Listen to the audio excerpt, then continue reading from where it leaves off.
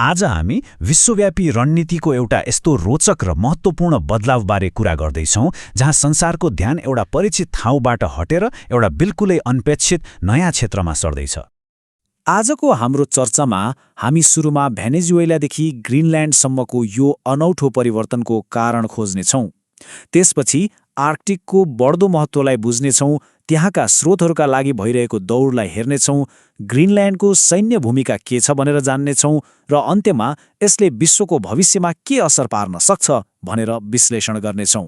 ल सुरु गरौँ हाम्रो पहिलो खण्डबाट, भेनेजुएलाबाट ग्रिनल्यान्ड। यो भूराजनीतिक ध्यानमा आएको एउटा साँच्चीकै आश्चर्यलाग्दो परिवर्तन हो। प्रश्न एकदमै सिधा छ तर निकै महत्त्वपूर्ण पनि।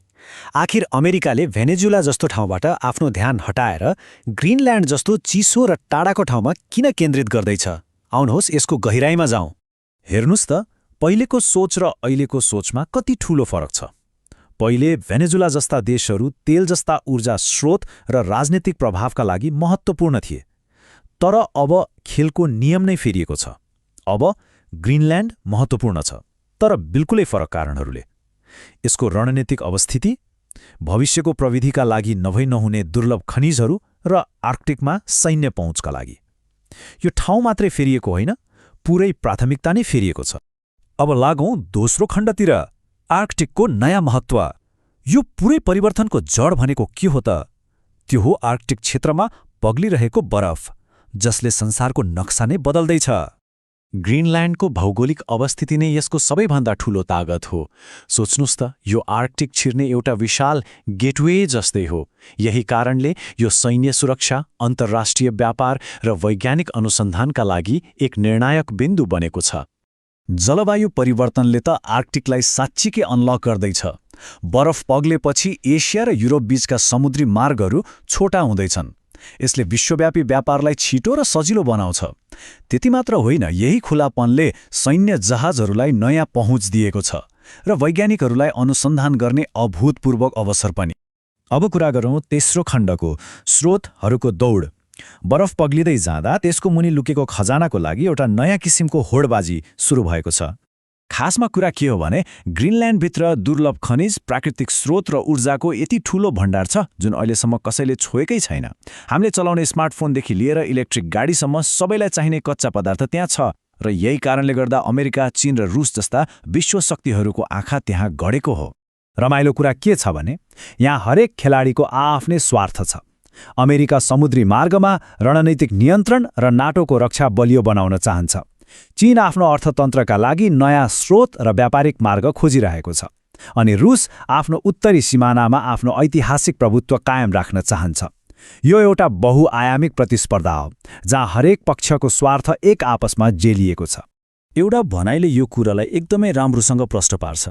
आर्कटिक अब केवल वातावरणीय विषय मात्र रहेन, बरु यो एउटा नयाँ शक्ति सङ्घर्षको केन्द्र बनेको छ।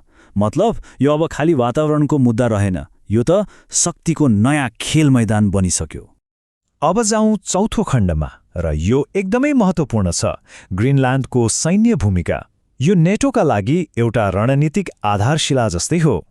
यसलाई बुझ्न नर्दर्न सेक्युरिटी स्ट्र्याटेजी भन्ने कुरालाई हेर्नुपर्छ। यो भनेको के हो भने अमेरिका र न्याटोका लागि ग्रिनल्यान्ड एउटा यस्तो चौकी हो जहाँबाट उनीहरूले निगरानी गर्न सक्छन्, मिसाइलबाट बच्न सक्छन् र रणनीतिक पहुँच बनाउन सक्छन्। त्यसैले पश्चिमी रक्षा प्रणालीका लागि ग्रिनल्यान्ड नभई हुँदैन। तर यो सब ठूला देशहरूको रणनीतिको बीचमा एउटा गम्भीर प्रश्न पनि उठ्छ। त्यहाँ बस्ने मान्छेहरूको के हुन्छ? ग्रिनल्यान्डका स्थानीय बासिन्दाको अधिकार, उनीहरूको स्वायत्तता र वातावरणको सुरक्षाको सवाल कहाँ जान्छ?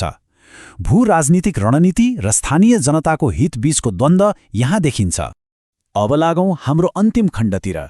यहाँ हामी हेर्नेछौँ कि यो आर्कटिकको बदलावले विश्वको भविष्यलाई कसरी असर गर्न सक्छ। यो टाइमलाइनले पुरै कथालाई एकै ठाउँमा ल्याउँछ। हेर्नुस् त, हिजो के थियो? ध्यान भेनेजुएला जस्ता ठाउँमा परम्परागत ऊर्जा राजनीतिमा थियो।